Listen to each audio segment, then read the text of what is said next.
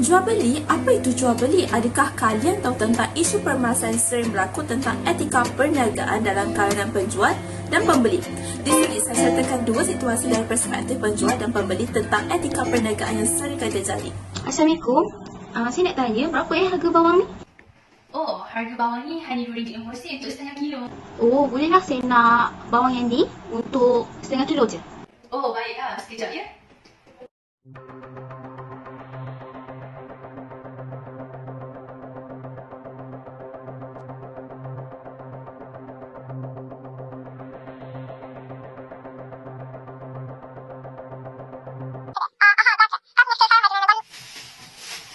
Dah cik, semuanya RM2.50 untuk setengah kilo. Saya jual ya. Oh ya, saya beli. Terima kasih. Jadi dapatkah kalian lihat apakah kesan kepada situasi tidak beretika penjual tadi?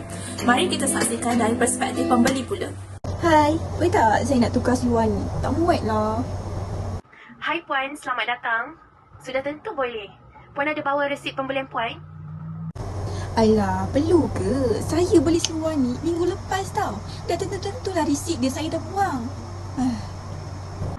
Kalau begitu, maaf Puan, Puan tak boleh buat pertukaran sebab kedai kami prosedur dia memang begitu. Apa pasal pula tak boleh tukar? Saya beli seluar ni kat kedai awak tau. Pakai duit. Awak ingat apa?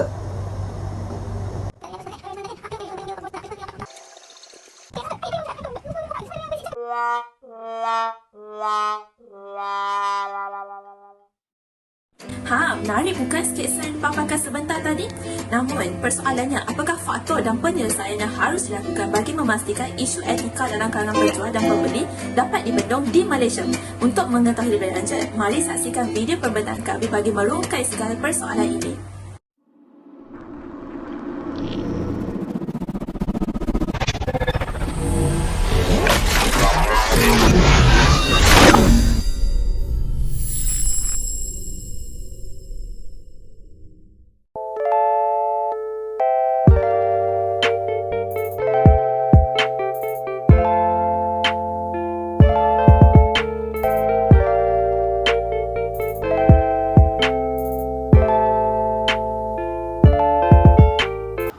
Untuk pengenalan, perniagaan atau jual beli menurut Al-Qutubi dalam kitabnya Al-Jamili Al-Ahkam adalah perbuatan jual beli antara dua orang iaitu penjual dan pembeli. Tambahan pula dalam karyanya Al-Muqaddimah, Ibnu Khaldun mendefinisikan perdagangan sebagai satu cara pengembangan atau penjanaan modal. Dalam Islam, jual beli adalah dua jenis transaksi yang dibenarkan dan digalakkan melakukannya. Allah Subhanahu Wa Taala telah berfirman dalam surah Al-Baqarah ayat 275 dan Allah menghalalkan jual beli dan mengharamkan riba. Kegiatan jual beli adalah salah satu inisiatif manusia dalam memenuhi keperluan sehariannya. Terdapat beberapa adab yang boleh dipraktikkan agar urusan jual beli diberkati oleh Allah Subhanahu Wa Taala. Antaranya ialah kedua-dua pihak iaitu penjual dan pembeli mestilah mempercayai satu sama lain dengan bersikap jujur dan tidak penipu. Seterusnya, kedua-dua pembeli dan penjual mestilah bersopan santun dalam urusan jual beli mereka. Pembeli dan penjual juga mestilah bekerjasama jika terdapat permasalahan yang timbul di antara mereka. Penjual juga haruslah tekun dalam berniaga dan juga penjual dan pembeli perlulah menjauhi perkara-perkara yang haram. Dan terakhir sekali, penjual dan pembeli perlulah menghormati dan melindungi hak masing-masing dalam urusan jual beli mereka. Untuk kupasan yang lebih lanjut, sila tonton video pembentangan kami.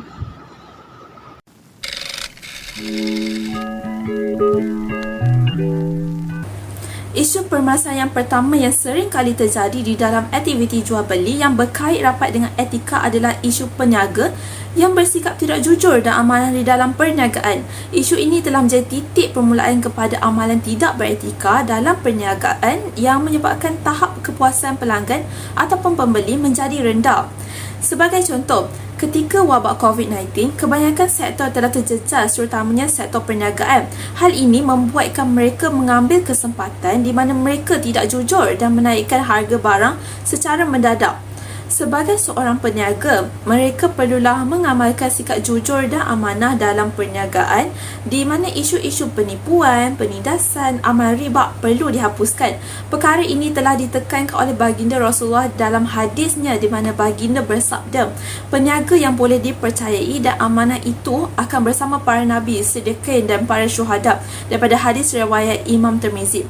Hadis ini jelas menyatakan bahawa semua peniaga perlulah bersikap amanah di dalam perniagaan dan nescaya mereka akan dijanjikan kedudukan yang mulia bersama para sahabat Rasulullah yang lain.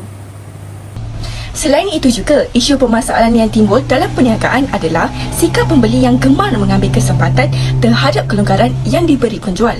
Umum mengetahui Akta Perlindungan 1999 telah diperkenalkan untuk melindungi dan membela hak pengguna. Sedar tentang kewujudan hak-hak pengguna, kebanyakan perniagaan telah mengambil langkah proaktif bagi membantu menyelesaikan isu berbangkit melibatkan pelanggan dengan memperkenalkan servis khidmat pelanggan, sistem tebus rugi, sistem pemulangan dan pertukaran dan sebagainya. Inisiatif ini dapat membantu perniagaan untuk meningkatkan keyakinan pelanggan bagi membeli produk dan barangan mereka. Namun yang demikian, sikap pelanggan yang suka mengambil kesempatan terhadap peniaga seperti menipu dalam proses tebus rugi akan mengarai penjual dan memberikan kesan terhadap keuntungan perniagaan. Dapatlah disimpulkan, peningkatan yang berlaku bagi permasalahan ini menunjukkan betapa rendahnya kesedaran amalan beretika dalam kalangan pembeli di Malaysia.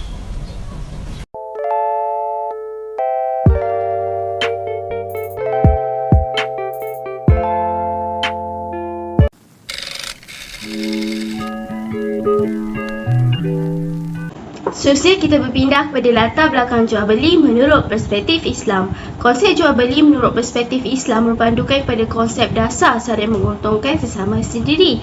Dengan kata lain, penjual dan pembeli haruslah bersama-sama membantu untuk mencapai keuntungan dengan tidak ada pihak yang merasa kerugian. Seterusnya, amalan riba ini sangatlah ditegah dalam Islam kerana ia merupakan dosa besar dan boleh tergolong dalam penghuni neraka. Hal ini kerana dalam amalan riba akan ada pihak yang menguntungkan dan juga pihak yang dirugikan. Selain itu, dalam Islam juga telah diaturkan segalanya tentang prinsip dasar, syarat dan rukun dalam jual beli. Antara syarat sah jual beli menurut Islam ialah barang dagangan haruslah milik penuh satu pihak sahaja. Akhir sekali, di dalam Al-Quran, ayat yang bersabda tentang jual beli antaranya ialah dalam surah An-Nisa ayat 29, iaitu Allah bersabda, hai orang-orang beriman, janganlah kamu saling memakan harta sesama kamu dengan jalan yang batil, kecuali dengan jalan perniagaan yang berlaku dengan suka sama suka antara kamu. Seterusnya adalah daripada perspektif Barat pula. Memandangkan negara Barat mengamalkan sistem kapitalis, mereka akan lebih mengutamakan keuntungan di dalam perniagaan dengan cara apa sekalipun. Oleh itu, sikap tidak beretika seperti saling menindasi antara satu sama lain seringkali terjadi di mana mereka lebih pentingkan diri mereka itu sendiri.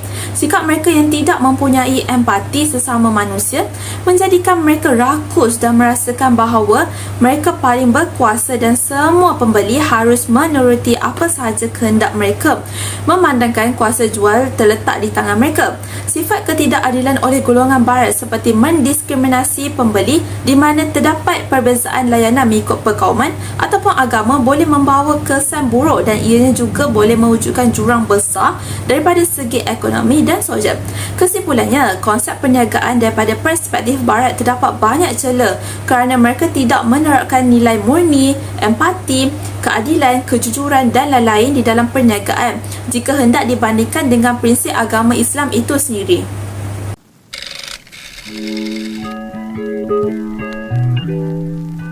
Antara faktor utama berlakunya amalan tidak beretika dalam kalangan penjual ialah mereka kurang penghayatan dan pengetahuan tentang apakah etika sebenar yang perlu dipraktikkan sebagai penjual. Kebanyakan daripada mereka menjadikan kesibukan mereka sebagai usahawan sebagai alasan untuk tidak ingin belajar tentang etika sebenar penjual. Mereka tidak peka tentang prinsip etika dalam perniagaan yang sudah lama diperkenalkan. Buktinya, kerajaan telah lama melancarkan etika amalan perniagaan Malaysia pada 8 November 1983 bagi memupuk kesedaran dalam kalangan penjual. Bukan itu sahaja, kerajaan juga memperkenalkan 6 prinsip rukun niaga Malaysia yang berpaksikan kepada asas agama, falsafah dan tradisi masyarakat majmuk sebagai panduan untuk penjual mengamalkannya dalam urusan jual beli. Antara salah laku etika yang sering diamalkan oleh penjual pada masa kini ialah menaikkan harga barang sesuka hati, menyorokkan barang dan menipu timbangan. Faktor kedua adalah punca pengaruh kuat daripada ideologi barat yang semakin berleluasa dan menjadi salah satu kepercayaan yang diamalkan oleh penjual pada masa kini tanpa mereka sedari bahawa ianya hanyalah berlandaskan keuntungan semata-mata sahaja. Menurut Haji Yusof Yaakob dan Muhammad Nur 2021, ideologi boleh didefinisikan sebagai kepercayaan ataupun fahaman seseorang mengenai pegangan sosial, ekonomi, politik dan sebagainya. Yaakob 2021 juga menyatakan ideologi adalah pemikiran orang barat yang diperkenalkan dalam dunia umat Islam sejak dahulu lagi mengenai kemajuan dan kemodenan dunia terutama dalam bidang perniagaan. Amalan mereka yang terlalu mementingkan keuntungan yang maksimum sehingga sanggup melakukan perbuatan seperti memanipulasikan timbangan, riba, memonopolikan barangan keperluan dan sebagainya. Hal ini kerana orang barat berpendapat bahawa manusia mempunyai kebebasan menggunakan akal sepenuhnya dalam kehidupan tanpa meletakkan nilai murni keagamaan dan sasih diri dalam diri mereka kerana merasakan bahawa aspek-aspek tersebut adalah punca utama yang menghalang kebebasan berfikir, bersuara dan tindakan mereka.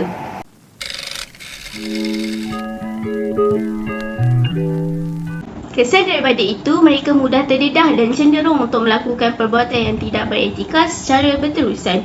Amalan tidak beretika mereka akan menjadi kebiasaan dan rutin dalam proses jual beli mereka. Hal ini kerana mereka tidak tahu apa yang sepatutnya diamalkan sama ada menurut pandangan Islam ataupun mengikut etika amalan perniagaan dan prinsip rukun niaga.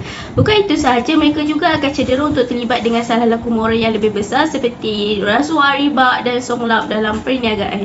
Seterusnya, amalan yang tidak beretika dalam perniagaan juga sekaligus melanggar batas undang-undang negara. Sebagai contoh, penjual tersebut akan dikenakan tindakan mengikut Akta Kawalan Bekalan dan Akta Kawalan Harga Anti Pencatutan. Akibatnya, pembeli pastinya akan kurang kepercayaan terhadap barang dan servis perkhidmatan yang ditawarkan oleh penjual. Kesannya, perniagaan itu tidak dapat berkembang dan lebih teruk lagi, pembeli memilih untuk sama-sama memboikot peniaga tersebut. Seterusnya, penjual seringkali menyalahgunakan kuasanya demi mengauk keuntungan yang maksimum tanpa memikirkan baik maupun buruk. Kesannya, hal ini mewujudkan budaya ketidakadilan dalam urusan perniagaan sehingga menjadi trend dan ikutan kepada para peniaga yang lain, terutamanya kepada peniaga yang baru saja hendak mencuburi bidang perniagaan ini. Di sini, ketidakadilan boleh diertikan sebagai sesuatu keadaan, fakta ataupun situasi yang tiada keseimbangan yang sama rata sehingga ketidakpuashatian di antara kalangan kumpulan maupun individual. Seperti yang kita sedia maklum, isu kenaikan harga barang yang keterlaluan merupakan isu yang sering kali berlaku dalam kalangan penjual Malaysia yang tidak beretika dalam menjalankan perniagaan mereka, terutama sekali pada musim perayaan dan juga pandemik. Setiap penjual termasuklah pembekal dan pemborong ingin mengauk keuntungan bagi perniagaannya. Namun, para penjual haruslah mematuhi prinsip etika dalam perniagaan yang betul seperti bertanggungjawab, kejujuran, keadilan dan integriti.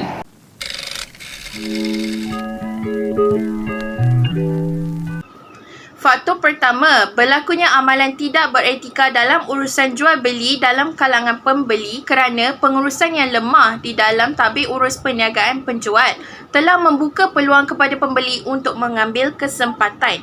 Di samping itu, di dalam urusan jual beli, bukan sahaja pembeli yang mempunyai peluang untuk ditindas, tetapi penjual juga mempunyai risiko yang sama. Sebagai contoh, terdapat sebuah kedai runcit milik seorang wanita tua lewat 60-an. Orang kampung suka membeli di kedainya kerana dia membenarkan pembelinya berhutang jika tidak berkemampuan. Tetapi kebaikan penjual tadi telah diambil kesempatan oleh sesetengah pembeli di kampung terbabit. Hal ini kerana penjual tersebut hanya menguruskan perniagaannya melalui cara tradisional tanpa ada sistem teknologi yang lebih berkesan. Hal ini membuatkan catatan hutang pembelinya ada kalanya hilang dari simpanan dan penjual terbabit juga lupa atas faktor usianya.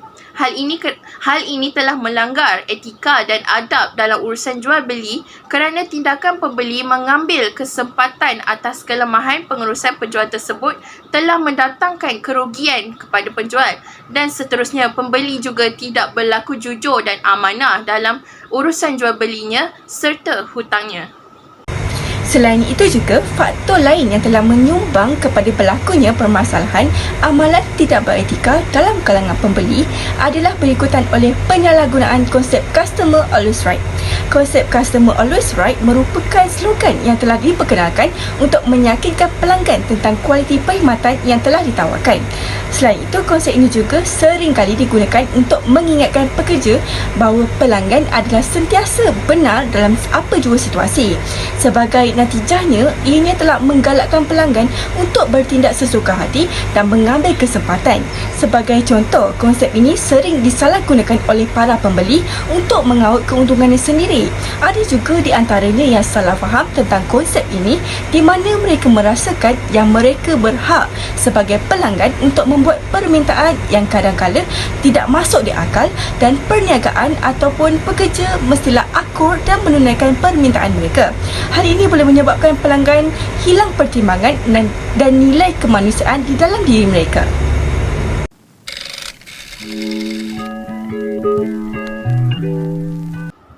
Seterusnya, apabila pembeli melanggar adab dalam jual beli dengan tidak bersikap jujur dan amanah dalam urusan jual beli yang dilakukan, ianya akan membawa kesan negatif kepada penjual.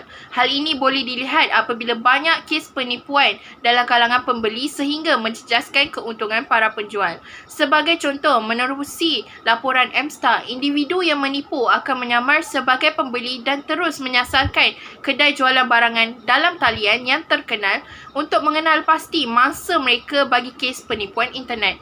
Melalui kes yang dihadapi oleh para penjual atas talian, jelaslah bahawa pembeli tidak mengamalkan adab dan etika yang perlu diamalkan oleh pembeli bagi menjaga hak dan manfaat bersama. Di samping itu, kesan penipuan pembeli kepada penjual adalah penjual akan mengalami kerugian yang tinggi dan juga mengalami kekecewaan atas ketidakjujuran pembeli. Kesan kepada pembeli pula, barang yang diperoleh hasil daripada penipuan adalah tidak berkat dan haram di sisi agama Islam. Oleh itu, pembeli haruslah melindungi hak penjual dan jujur dalam urusan jual beli agar tidak mendatangkan kerugian kepada para penjual. Selain itu juga, kesan lain amalan tidak beretika dalam kalangan pembeli adalah pembeli bebas melakukan apa sahaja tanpa merasa bersalah, memikirkan kesan dan akibat daripada perbuatan mereka sendiri. Akhir-akhir ini, banyak isu melibatkan pembeli yang dipaparkan di dada-dada media yang berjaya mencuri tumpuan masyarakat. Sebagai contoh, kita merujuk kepada insiden viral yang melibatkan Kak Long Kosmetik dan pekerja makanan segera terkenal iaitu KFC. Terdapat pelbagai kesan negatif daripada insiden ini, antaranya ialah ini dapat memberikan kesan terhadap reputasi perniagaan yang terlibat. Selain itu, isu ini juga telah memberikan kesan trauma kepada pekerja yang terpaksa berdepan dengan makian dan cacian yang telah dilemparkan oleh pelanggan terbabit di khalayak ramai. Ianya seterusnya berupaya mengurangkan motivasi pekerja untuk memberikan perkhidmatan yang terbaik untuk pelanggan pada masa akan datang. Tidak ketinggalan itu juga, isu ini turut memberikan kesan negatif terhadap pelanggan itu sendiri, di mana nama baiknya serta keluarga akan tercemar serta dipandang serong oleh masyarakat sekeliling akibat perlakuannya yang suka bertindak melulu.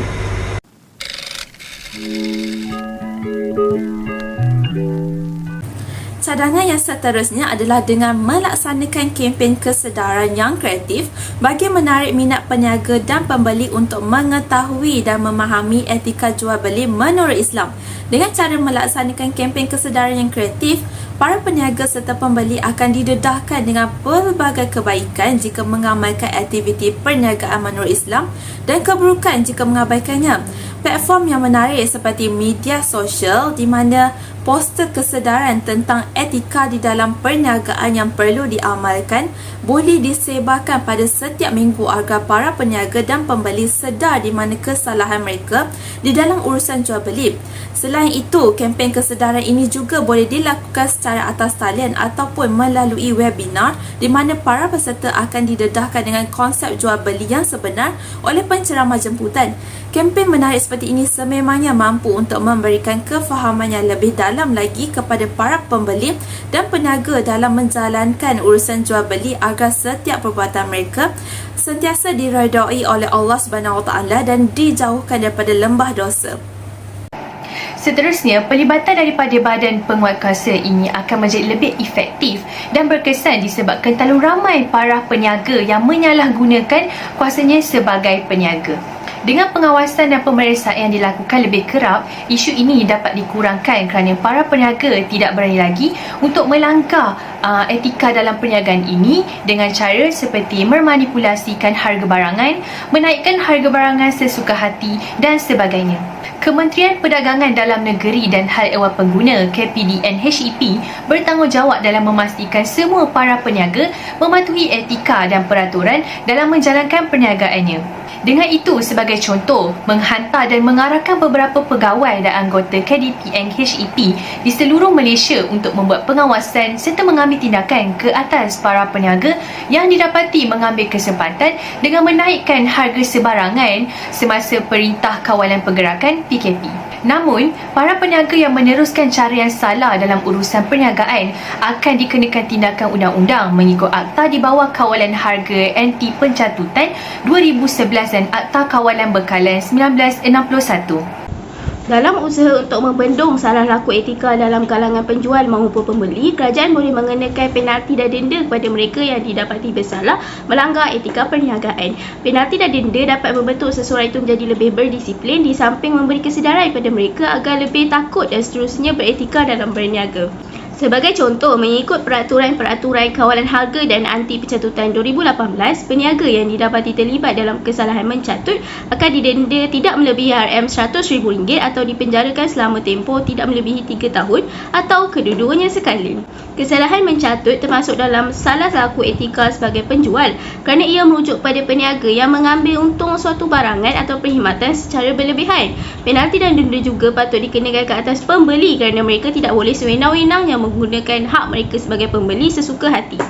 Pembeli yang didapati bersalah boleh dikenakan denda tidak melebihi RM5,000 sebagai permulaan.